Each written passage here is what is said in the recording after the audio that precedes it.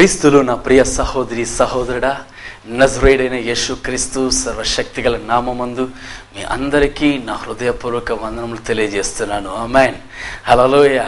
నా ప్రియ సహోదరి సహోదరుడా, ఈరోజు కూడా ఒక వ్యత్యాసంగా మీతో మాట్లాడాలని బైబిల్లో వాక్యాన్ని మాత్రమే తీసుకుంటాను, కానీ మీకు వాక్యానుసారంగా కాకుండా జస్ట్ మీతో కూడా ముఖాముఖిగా కొన్ని ఆలోచనలు చెప్పాలని నేను ఆశపడుతున్నాను. ప్రతి కార్యక్రమంలో మనం వాక్యాలు చూస్తున్నాం, ధ్యానిస్తున్నాం, సహజమే. కానీ ఈరోజు కొన్ని ఆలోచన చెప్పాలని ప్రత్యేకించి నేను ఆశపడుతున్నాను. అది విశేషంగా స్త్రీలతో మాట్లాడాలని, స్త్రీలకు విశేషమైన ఆలోచనలు ఇవ్వాలని దేవుని యొక్క ప్రేరేపణతో ఈ కార్యాన్ని మీతో కూడా పంచుకోవాలని ఆశపడుతున్నాను. ప్రియ సహోదరి సహోదరుడా, సామెతల గ్రంథంలో 14వ అధ్యాయమందు 1వ వాక్యాన్ని తెలియని స్త్రీలంటూ ఎవరు ఉండరు. అవును కదా? ఖచ్చితంగా అందరికీ తెలిసే ఉంటుంది. ఏంట వాక్యం? జ్ఞానవంతురాలు తన ఇల్లు కట్టును, మూఢురాలు తన చేతులతో తన ఇల్లును పడగొట్టును. 2 కార్యాలు ఉన్నాయి, ఒకటి కట్టును, ఒకటి పడగొట్టును. 2 ఎవరి చేతిలో ఉన్నది? స్త్రీ యొక్క చేతిలోనే ఉంది అని చెప్పి మనం చూస్తున్నాం. ప్రియ సహోదరి సహోదరుడా, ఒక కుటుంబానికి ఆదాయం భర్త, కానీ ఆధారం స్త్రీ. హల్లెలూయా. ప్రియ సహోదరుడా, ఒక కుటుంబానికి ప్రాముఖ్యంగా ఆర్థికంగా కష్టపడి పనిచేసేదానికి, వాటికి ఆర్థికంగా వారు కృషి చేయడానికి భర్త ఉన్నాడు, మగవాళ్ళు ఉన్నారు, వాస్తవమే. కానీ ఒక కుటుంబానికి ఆధారం అంటూ స్త్రీ ఉంది అన్నది మర్చిపోకూడదు. కారణం, ఒక కుటుంబాన్ని ఏ విధంగా నడిపించాలి, తన బాధ్యతలు ఎటువంటివి అని చెప్పి సక్రమంగా నడిపించే ఆ యొక్క టాలెంట్స్, అటువంటి ఒక మంచి కృపను స్త్రీకి దేవుడు అనుగ్రహించాడు. ఈరోజు దేవుడు ప్రత్యేకించి మనతో మాట్లాడుతున్న ఈ వాక్యాన్ని మనం చూసినట్లయితే, జ్ఞానవంతురాలు తన ఇల్లును కడుతుందట, మూఢురాలైతే తన చేత్తో తన ఇల్లును పడగొడుతుందట. కట్టడమైనా సరే, పడగొట్టడమైనా సరే ఒక స్త్రీ చేతిలోనే ఉంది అని మనం ఈరోజు వాక్యం ద్వారా మనం చూడబోతున్నాం. సహోదరి, ఈరోజు కట్టే విధంగా మనం ఉన్నామా, పడగొట్టే విధంగా ఉన్నామా అన్నదే చాలా ప్రాముఖ్యమైన ఒక అంశం. చాలామంది జీవితాల్లో పడగొట్టే వాళ్ళు చాలామంది చూస్తున్నాం, అదేవిధంగా కట్టే వాళ్ళని మనం చాలామంది చూస్తున్నాం. నాకు తెలిసిన ఒక స్త్రీ, మా యొక్క సొంత రిలేషన్, ఆ యొక్క సహోదరికి మా యొక్క చిన్నమ్మ అవుతుంది. ఆమెకు 2 పిల్లలు ఉన్నారు, ఒక అబ్బాయి ఒక పాప, 2 ఉన్నారు. చిన్న వయసులో ఉన్నప్పుడే మా చిన్నాన్న చనిపోయాడు. మా చిన్నాన్న చనిపోయిన వెంటనే యవ్వన ప్రాయంలో ఉన్న మా చిన్నమ్మకు 2 పిల్లలను పెట్టి ఏ విధంగా కాపాడాలో పరిస్థితుల్లో కూడా తన బిడ్డలను ఏ విధంగా ఒక మంచి స్థానమునకు కాపాడి వారిని పెంచాలని ఒక ఏక లక్ష్యముతో ఎంతో చిన్న చిన్న కష్టమైన పనులు, కూలీ పనులు చేస్తూ, చిన్న చిన్న ఇంటి పనులు చేస్తూ తాను ఇప్పటికీ కూడా తన పిల్లలను పెంచి పోషించి ఈరోజు ఒక మంచి స్థాయికి ప్రభు యొక్క కృపను బట్టి, దేవుని యొక్క మంచి జ్ఞానమును బట్టి రక్షింపబడిన మా చిన్నమ్మ గారు మంచిగా దేవుని యొక్క ఆలోచనలతో మంచిగా దేవునికి భయపడి తన పిల్లలను పెంచుతున్నది చూసి నేను ఆశ్చర్యపడ్డాను. కారణం, ఆ యొక్క సహోదరి తన యొక్క పిల్లలను తన యొక్క దేవుడిచ్చిన జ్ఞానం చొప్పున ఏ విధంగా తన కుటుంబాన్ని కట్టాలి, తన భర్త లేకపోయినా తాను ముందుండి భర్తగా, భార్యగా, తండ్రిగా, తల్లిగా అన్నీ తానే ఉండి తన కుటుంబాన్ని ఎంత అద్భుతంగా నడిపించింది చూస్తున్నప్పుడు ఆశ్చర్యకరంగానే ఉంది. నిజమేనండి, చాలామంది కుటుంబాలని నేను ఆశ్చర్యకరంగా చూస్తున్న ఒక ఆశ్చర్యమైన ఒక విషయం ఏంటంటే, చాలా కుటుంబాల్లో ఇదే కార్యం జరుగుతుంది. తన యొక్క భర్త చనిపోయినా తన యొక్క భార్య, సహోదరి తన పిల్లలను ఏదో ఒక పని చేస్తూ, కష్టపడి పనిచేస్తూ తన పిల్లలను పెంచి పోషించి ఒక స్థాయికి తీసుకొని వచ్చే అనేక కుటుంబాలని మనం చూస్తూనే ఉన్నాం, కార్యం జరుగుతూనే ఉన్నాయి. కారణం, బైబిల్ గ్రంథంలో అటువంటి కృపను దేవుడు ప్రత్యేకించి స్త్రీలకు ఇచ్చినట్లుగా మనం చూస్తున్నాం. ప్రియ సహోదరి సహోదరుడా, విశేషంగా ఈరోజు స్త్రీలతో నేను మాట్లాడుతున్నాను. ఈ స్త్రీ ఒక కుటుంబాన్ని కట్టగలదు, పడగొట్టగలదు. కాబట్టి ప్రత్యేకించి ప్రతి స్త్రీ ప్రతి కుటుంబాన్ని కట్టే విధంగా ఉండాలని దేవుడు ఆశపడుతున్నాడు. ఈ కట్టే వారిని గుర్చే దేవుడు జ్ఞానవంతురాలు అని చెప్పి ఒక మంచి బిరుదునిస్తూ ఉన్నాడు.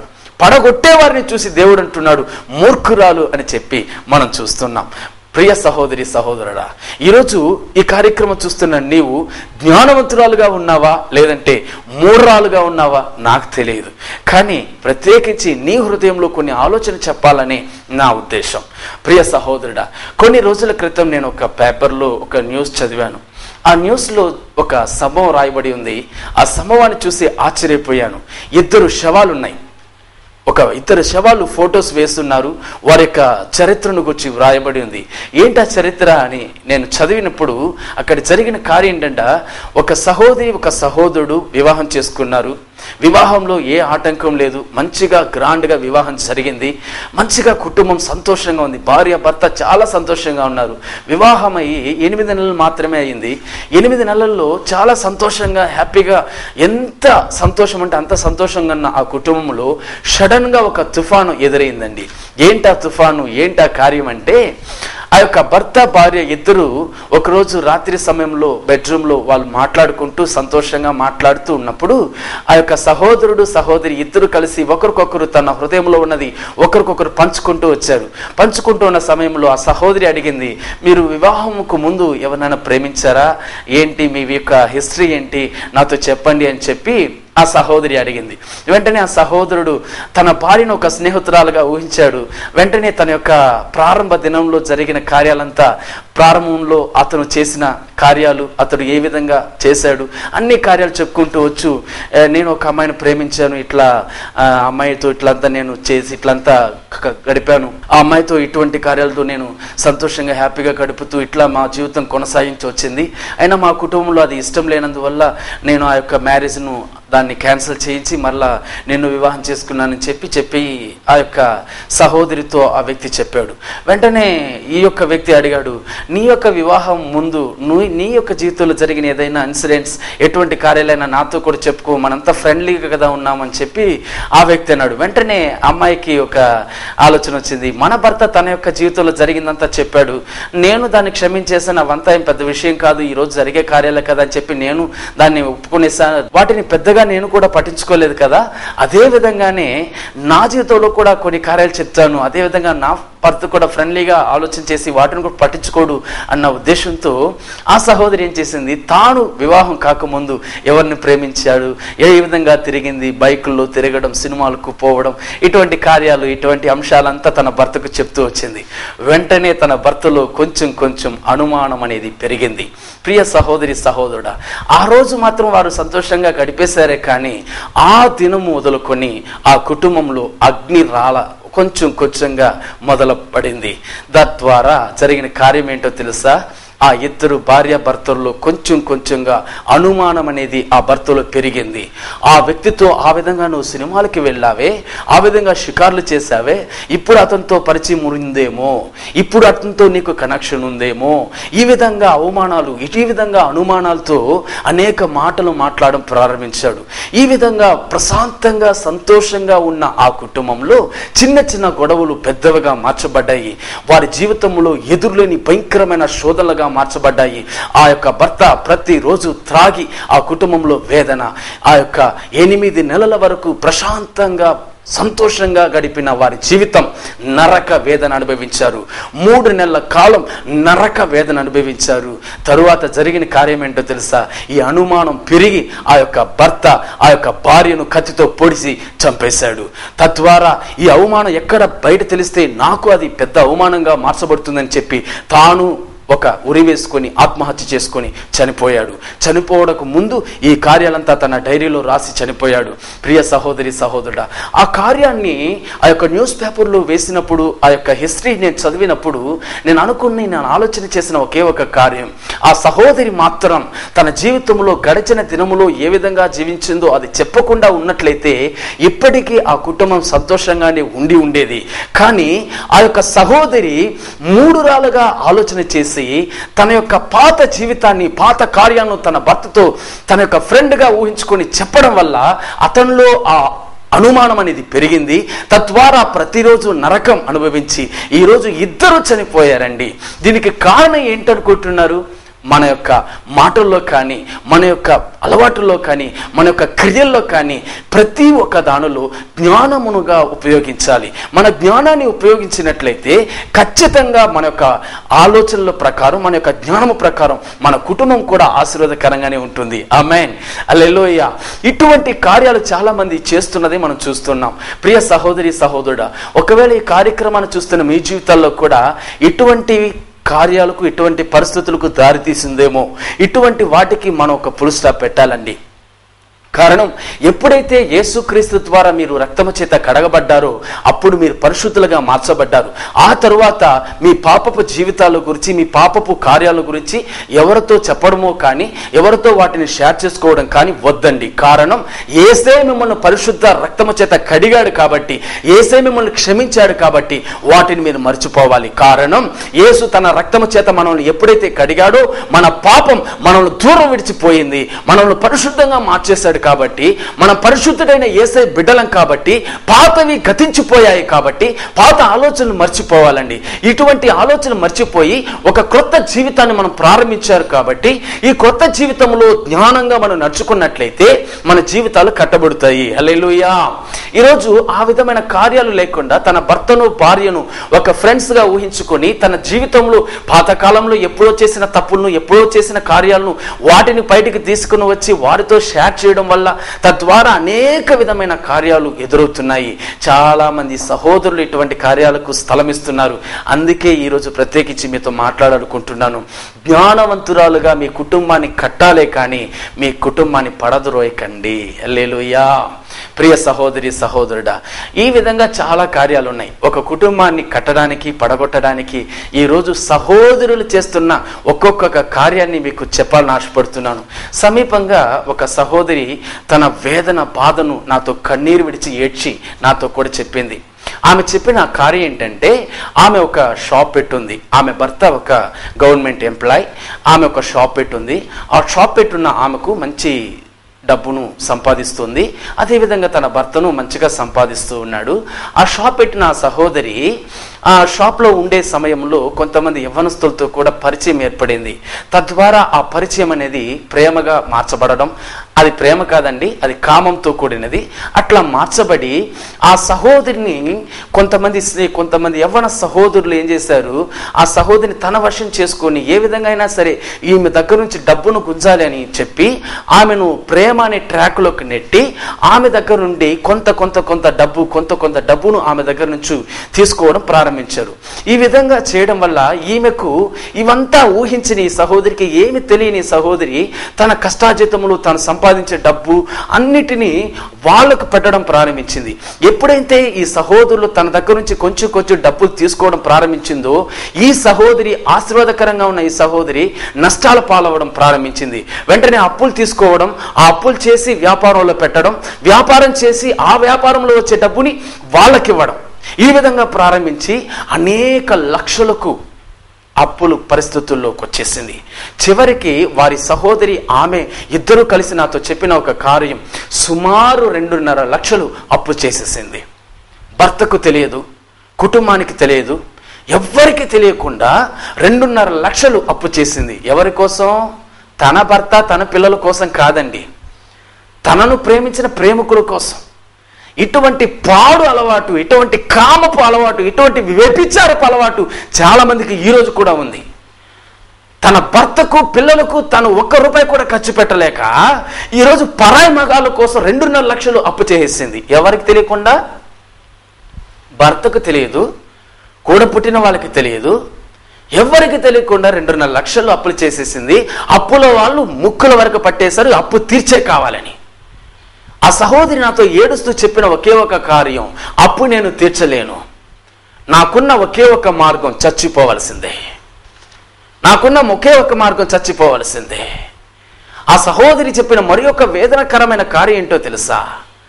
ఆమె డబ్బు ఈ విధంగా పోవడం వల్ల ఏ విధంగా డబ్బును అప్పుల వాళ్ళకి ఇవ్వాలని చెప్పి తన శరీరాన్ని కూడా అమ్ముకోవడం ప్రారంభించింది. కొంతమంది దగ్గర 1000 రూపాయలు, 2000 అప్పు తీసుకుంటుంది. వారికి అప్పు ఇవ్వలేని పరిస్థితుల్లో ఉన్నప్పుడు ఆ సహోదరుడు అడుగుతాడు, నీ శరీరాన్ని ఇస్తావా అని అడుగుతాడు. వెంటనే కాదన లేదు. కారణం అప్పుల సమస్య. కాదని చెప్పినట్లయితే నీ భర్తకు చెప్పేస్తానని చెప్తున్నాడు. ఏం చేయగలదు? భర్తకు తెలియకుండా తన శరీరాన్ని కూడా అమ్ముకుంది. అప్పుల వాడి యొక్క బాధ తట్టుకోలేక తన శరీరాన్ని కూడా ఇచ్చేసింది. నేను చెప్పేది మీకు అర్థమవుతుంది అనుకుంటున్నాను. 2000 రూపాయలు అప్పు ఇచ్చినాడంటే వాడు అప్పుకు బదులుగా వాడు అడిగేది తన శరీరాన్ని అడుగుతున్నాడు. ఆ సహోదరికి ఏం చేయలేని పరిస్థితి, తన శరీరానికి కూడా ఇవ్వవలసిన పరిస్థితి ఏర్పడింది. ఈ విధంగా రాంగ్ ట్రాక్, ఈ విధంగా వ్యభిచారం అనే పాపం విపరీతంగా పెరిగిపోయి చిక్కుకునేసింది. అప్పు తీర్చలేని ఒక పరిస్థితి, ఒక ప్రక్క అప్పు ఇచ్చిన వారికి తన శరీరాన్ని ఇచ్చి బానిసగా మార్చబడిన పరిస్థితి. కన్నీరు విడిచి ఏడ్చింది, బ్రదర్ నాకున్నది ఒకే ఒక మార్గం, మరణం. మరణం, ఆత్మహత్య తప్ప నాకు ఇంకే మార్గం లేదు. చిన్న పిల్లలు ఉన్నారు నాకు, వారిని విడిచి ఆత్మహత్య చేసుకోలేకపోతున్నాను, నన్ను తట్టుకోలేకపోతున్నాను చెప్పి ఏడుస్తుంది. రోజులు గడిచాయి. ఈ విషయాలంతా తన భర్తకు తెలిసింది. ప్రతిరోజు త్రాగుడు, ఏ అలవాటు లేని ఆ భర్త ప్రతిరోజు త్రాగుడు, కుటుంబంలో సమాధానం లేని పరిస్థితి. వారి సహోదరి, వారి తల్లి, వారి యొక్క రక్త సంబంధం అందరికీ తెలిసింది. ఆ సహోదరిని తిట్టని వారు లేరు, ఆ సహోదరిని అవమానంగా మాట్లాడిన వారు లేరు. అన్ని అవమానాలు భరించింది, అన్ని వేదనలు భరించింది. ఒకే ఒక తప్పు, ఒకే ఒక మూఢ కార్యం. నా ప్రియ సహోదరి సహోదరుడా, ఈ కార్యక్రమాన్ని చూస్తున్న నీ జీవితంలో కూడా అప్పు పరిస్థితి నీ జీవితాన్ని తలముంచి ఈరోజు నీ శరీరం కూడా ఈరోజు అమ్ముకోవాల్సిన పరిస్థితులు చాలా మందికి ఏర్పడుతున్నాయి. అందుకే ఈరోజు మీతో కూడా ప్రత్యేకించి మీతో మాట్లాడాలని ఆశపడుతున్నాను.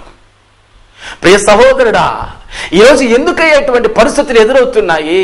దీనికి కారణం ఏంటి? నేను అనుకుంటున్నాను, 3 రాళ్ళు తన యొక్క ఇంటిని పడగొడుతుంది. ఏ విధంగా ఈ సహోదరి తన ఇంటిని పడగొట్టింది? తన భర్తకు మాత్రం ఇవ్వవలసిన తన శరీరాన్ని, తన భర్తకు మాత్రం ఇవ్వవలసిన ప్రేమను ఇతరులకు ఇవ్వడం ఎప్పుడైతే ప్రారంభించిందో, వారు దానిని వీక్నెస్గా తీసుకొని, దానిని సులువుగా తీసుకొని ఆమె దగ్గర డబ్బులు గుంజడం ప్రారంభించారు. ప్రియ సహోదరి సహోదరుడా, ఆ డబ్బులు లక్షలుగా అప్పులుగా మార్చబడి, అప్పులు తీర్చలేక, అప్పులు కట్టలేక వేరొకరి దగ్గర తన శరీరాన్ని అమ్ముకుంటూ పాపానికి, వ్యభిచారానికి బానిసై చివరికి వారి భర్తకు తెలిసి కూడా ఇంతటి వేదనకరమైన పరిస్థితుల్లో మార్చబడడానికి కారణం ఏంటి?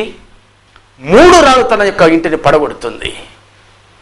ఎప్పుడైతే ఆ సహోదరి, నేను దేవుని బిడ్డను, నా శరీరం యేసయ్యకు సొంతం, నా శరీరం నా భర్తకు తప్ప ఎవరికీ లేదు, నాలో ఉన్న ప్రేమ నా భర్తకు తప్ప ఎవరికీ లేదని ఒక్క నిమిషం ఆలోచన చేసి ఉంటే ఈ పరిస్థితి వచ్చుండేదా అండి? ఈరోజు చాలా మంది సహోదరులు ఈరోజు అది ఆలోచన చేయడం లేదు. 5-10 నిమిషాల అల్ప సుఖమం కోసం ఈరోజు తన పాప శరీరాన్ని, ఈరోజు జీవాన్ని, తన యొక్క శరీరాన్ని పాపానికి బానిస చేసి భర్తకు ద్రోహం చేస్తున్నారు. తద్వారా ఆర్థికంగా అనేక నష్టాలు, తద్వారా అనేక వ్యభిచారానికి బానిసైపోతున్నారు. సమీపంగా ఒక సినీ నటి ఒక స్టేట్మెంట్ ఇచ్చింది. వ్యభిచారంలో పట్టబడింది, ఆమెను బయటకు తీసుకుని వచ్చి చెరసాల్లో వేశారు. చెరసాల్లో పోలీసు వారు విచారించినప్పుడు ఆమె చెప్పిన ఒక కార్యం, నేను ఇంత భయంకరమైన వ్యభిచారంలో పడబడడానికి కారణం ఆర్థిక ఇబ్బందులు. ఆర్థిక ఇబ్బందులు. ఆ సహోదరి చెప్పింది, ఆర్థిక ఇబ్బందులు. ఒక గొప్ప పెద్ద సినీ యాక్టర్, లక్షల్లో సంపాదించిన ఆమెకు ఎందుకయ్యా ఆర్థిక ఇబ్బందులు? ఉల్లాసమైన జీవితం కోసం, లోకంలో సుఖభోగంగా జీవించాలని, లోకంలో అందరికన్నా సుఖంగా ఉండాలని చెప్పి డబ్బు పైన ఆశ ఈరోజు చాలా మందికి. అందుకే తన శరీరాన్ని వ్యభిచారానికి అమ్ముకుంటున్నారు. నీకొకటి తెలుసా? 3 రాళ్ళు తన కుటుంబాన్ని పడగొడుతుంది. ఈరోజు పడగొడుతున్నారు. భర్తకి తెలిసి భర్త తట్టుకోలేక ఆత్మహత్య చేసుకుంటున్నాడు. తెలుసా? ఎంతమంది కుటుంబాలు ఈరోజు భర్తలు ఎందుకయ్యా ఈరోజు వేదనకరంగా కన్నీరు విడుస్తున్నారు? ఏ కూడికలకు వెళ్ళండి, ఏ ఉపవాస కూడికలకు వెళ్ళండి, ఏ ప్రార్థన చర్చ్కు వెళ్ళండి, కన్నీరు విడిచే స్త్రీలు మాత్రమే చూస్తున్నారు. కానీ కన్నీరు విడవడానికి కన్నీరు కూడా లేకుండా హృదయంలోనే బాధపడే ఎంతో మంది పురుషులు కూడా ఉన్నారనేది మర్చిపోకండి. ఎందుకయ్యా పురుషులు కన్నీరు విడుస్తున్నారు? భార్యకు ఈరోజు భర్త ఇచ్చే సుఖం చాలడం లేదు. బయట ప్రపంచం వెళ్తుంది, సుఖంగా ఉండాలని అనుకుంటుంది, డబ్బు కోసం ఆశపడి పరాయి వాళ్ళ దగ్గరికి వెళుతుంది, పరాయి వాళ్ళ దగ్గర డబ్బు పుంజుకుంటుంది, తద్వారా కుటుంబం సంతోషంగా ఉండాలనుకుంటుంది. కుటుంబం నరకంగా మార్చబడుతుంది. కుటుంబం నరకంగా మార్చబడుతుంది. మిమ్మల్ని బాధపరచాలను, మిమ్మల్ని వేదనపరచాలను నా ఉద్దేశం కాదు. ఈరోజు అనేక కుటుంబాలు పడగొడబడుతున్నాయి. అనేక కుటుంబాలు వేదనకరంగా ఉన్నాయి. కారణం ఎవరు? నా ప్రియ సహోదరి, జ్ఞానురాలు తన కుటుంబాన్ని కడుతుంది, మూఢురాలు తన కుటుంబాన్ని పడగొడుతుంది. కట్టడం నీ చేతిలోనే ఉంది, పడగొట్టడం నీ చేతిలోనే ఉంది. ప్రియ సహోదరి సహోదరుడా, ఈరోజు నిన్ను బాధపరచాలి, వేదనపరచాలన్నది నా ఉద్దేశం కాదు. నీవు జ్ఞానవంతురాలుగా నీ కుటుంబాన్ని కట్టి ఆశీర్వాదకరంగా ఉండాలనేది నా ఉద్దేశం. నీవు ఆశీర్వాదకరంగా ఉండాలనేది నా ఉద్దేశం. సమీపంలో ఒక సేవకురాలు, పరిచర్య చేసే సేవకురాలు నాకు అప్పుడప్పుడు ఫోన్ చేస్తుంటుంది. ఆమె చెప్పిన ఒక కార్యం, బ్రదర్, అప్పుల సమస్యలో ఉన్నాను, భయంకరమైన అప్పుల సమస్యలో ఉన్నాను. అప్పుల వాడు ఈరోజు రేపంటూ నన్ను వేదన పరుస్తూనే ఉన్నాడు. ఏం చేయాలో తెలియని పరిస్థితుల్లో అప్పుల సమస్యలో కూరుకుపోయి ఉన్నాను బ్రదర్. నేను అడిగాను, సిస్టర్, మీ భర్తకు తెలుసు కదా, మీ భర్త ఏం పట్టించుకోడా అని అడిగాను. బ్రదర్, విషయమే అక్కడే బ్రదర్ దాగుంది. మా భర్తకు తెలియదు. మేము ఒక ఉన్నతమైన స్థితిలో ఉన్నాము. మా భర్త ఒక మంచి ఉన్నతమైన అధికారంలో ఉన్నాడు. డబ్బుకు ఏ కొరత లేదు మాకు. అంతటి ఉన్నతమైన అధికారంలో మా హస్బెండ్ ఉన్నాడు, మా భర్త ఉన్నాడు. కానీ మీకెందుకు సిస్టర్ అప్పుల సమస్య ఏర్పడిందని నేను అడిగాను. మా భర్తకు తెలియకుండా కొంచెం ఇక్కడ అక్కడ అప్పులు చేశాను. అది వడ్డీలుగా పెరిగి ఇంతగా మార్చబడింది. అప్పుల వాడు ఎప్పుడూ నన్ను బెదిరిస్తూ ఉన్నాడు. ఫోన్ చేసి మీ హస్బెండ్కి చెప్పేస్తాను, మీ భర్తకి చెప్పేస్తానని చెప్పి నన్ను బెదిరిస్తున్నాడు. మా భర్తకు తెలిస్తే ఇకపైన నేను ఏం తట్టుకోలేను బ్రదర్ అంటున్నాడు. సహోదరి చెప్పినప్పుడు నా హృదయంలో చాలా బాధేసింది. సిస్టర్, మీరు చేసిన ప్రధానమైన ఒక తప్పు మీ భర్తకు తెలియకుండా అప్పు చేసింది. మీ భర్తకు తెలియకుండా అప్పు చేసింది. చాలామంది యొక్క జ్ఞానవంతురాలు, ఆత్మీయ జ్ఞానవంతురాలు యొక్క ఆలోచనలు ఎటువంటివో తెలుసా? ఈ విధంగానే భర్తకు తెలియకుండా ఇక్కడ అక్కడ అప్పులు చేయడం. ఈ కార్యక్రమాన్ని చూస్తున్న సహోదరి, ప్రభు ప్రత్యేకించి నీతో మాట్లాడుతున్నాడు. ప్రభు ప్రత్యేకించి నీతో మాట్లాడుతున్నాడు. మీ భర్తకు తెలియకుండా ₹1 కూడా అప్పు చేయకండి. మీ భర్తకు తెలియకుండా ఎటువంటి అనవసరపు ఖర్చులు చేయకండి. మీ భర్తకు తెలియకుండా ఏ రూపాయి ఖర్చు పెట్టకండి. ఇటువంటి భర్తకు లోబడని వారు, భయపడని వారిని కూర్చే దేవుని యొక్క వాక్యం తేటగా చెప్పబడుతూ ఉంది. మూఢురాలు అని. జ్ఞానవంతురాలు ఏం చేస్తుందో తెలుసా? తన ఏదైనా సరే, ఏ కార్యమైనా తనకి ఏం కావాలన్న తన భర్తకు చెబుతుంది. తనకి ఏది అవసరమైన భర్తకు చెబుతుంది. కానీ మూఢురాలు ఏం చేస్తుంది? భర్తకి ఎందుకు చెప్పాలి, ఆయనకేం చెప్పాలని చెప్పి చాలామంది అనుకుంటున్నారు. అప్పులు చేస్తున్నారు. మీకు ఒకటి తెలుసో తెలియదో, అప్పులు చేయడం అనేది ఒక భయంకరమైన ఒక సాతానుడి యొక్క ఆయుధం. ఈ సాతానుడి యొక్క ఆయుధం మిమ్మల్ని ఊరికే వదలదు. ఆ సహోదరి కన్నీరు విడిచి ఏడ్చింది. బ్రదర్, ఒక ప్రక్క భర్తతో చెప్పేస్తానని బెదిరిస్తున్నప్పుడు ఏం చేయాలో అర్థం కావడం లేదు. సరే, ఎట్లా అప్పు తీర్చడానికి మీకు ఏదైనా దారుందా అని అడిగాను. ఏ దారి లేదంటుంది. కుటుంబంలో ఆర్థికంగా ఏదైనా సరే తన భర్తే చూసుకుంటాడు. కుటుంబానికి ఏది కావాలని తన భర్తే అన్ని చేస్తాడు. మరి ఏ నమ్మకంతో మీరు అప్పు చేశారని అడిగాను. అవసరాలు బట్టి చేసేసాను. ఏంటి అవసరాలు బట్టి మీరు చేయడం? భర్తకు తెలియకుండా ఏ కార్యం చేయకండి ప్లీజ్. మై సిస్టర్స్, క్రైస్తవ సహోదరి, దేవునికి లోబడినట్లుగా నీ భర్తకు లోబడవలసిన బాధ్యత నీకుంది. అది ఈరోజు లేదే. ఆత్మీయ జీవితంలో ఈరోజు ఒక భయంకరమైన ఒక గర్వం ఏంటో తెలుసా? నాకన్నీ తెలుసు అన్న గర్వం ఈరోజు స్త్రీల్లో ఎక్కువైపోయింది. అందుకే భర్తకు కూడా తెలియనివ్వడం లేదు. చాలామంది స్త్రీలు మీరు గమనించే ఉంటారు, చీరలు తీసుకోవడం, కుటుంబానికి కావలసిన వస్తువులు తీసుకోవడం భర్తకు తెలియదు. భర్త అడుగుతారు ఎక్కడి నుంచి వచ్చింది అని, అదంతా మీకు అవసరం లేదంటారు. చివరికి ఆ అప్పులు ఎట్లా తీర్చేది? ఏడుస్తూ ఉంటారు. అప్పుల సమస్య ఇది అదిని ఏడుస్తూ ఉంటారు. ఈరోజు నా దగ్గర ఫోన్ చేసేవాళ్ళు 3/4 స్త్రీలే. వారు చెప్పే ప్రతి ఒక్క కార్యం ఇదే. అప్పుల సమస్య, భర్తకు తెలియకుండా చేసేసాను, పిల్లలకు తెలియకుండా చేసేసాము, అందువల్ల ఇప్పుడు ఏం చేయాలో తెలియడం లేదు బ్రదర్ అంటున్నారు. ప్రియ సహోదరి సహోదరుడా, నీవు చిన్న కార్యమైనా పెద్ద కార్యమైనా నీ భర్తకు తెలియకుండా ఏ కార్యం చేయబాకు. ఈరోజు ఒక నిర్ణయం తీసుకో. బైబిల్ గ్రంథం తేటగా చెప్పబడుతుంది, 3 రాళ్ళు తన ఇల్లుని పడగొడుతుందని. పడగొట్టేదానిగా నువ్వు ఉండకూడదు, కట్టేదానిగా నువ్వు ఉండాలి. ప్రియ సహోదరి సహోదరుడా, వాక్యం తేటగా చెప్పబడుతుంది, జ్ఞానవంతురాలు తన ఇంటిని కడుతుందట. మరి నీ ఇల్లుని నువ్వు కట్టగలవా? ఒక మంచి కుటుంబ స్త్రీ తన ఇంటిని కట్టాలి, పడగొట్టకూడదు. ఆమేన్, హల్లెలూయా. ప్రియ సహోదరి సహోదరుడా, ఈరోజు ప్రత్యేకించి మీతో కొన్ని ఆలోచన చెప్పాలనుకున్నాను, చెప్పాను. ఈ వాక్యం ప్రత్యేకించి మీకోసమే దేవుడు రాయించాడు, ఈ కోసమే దేవుడు మాట్లాడుతూ ఉన్నాడు. ఇకపైన జాగ్రత్త పడండి.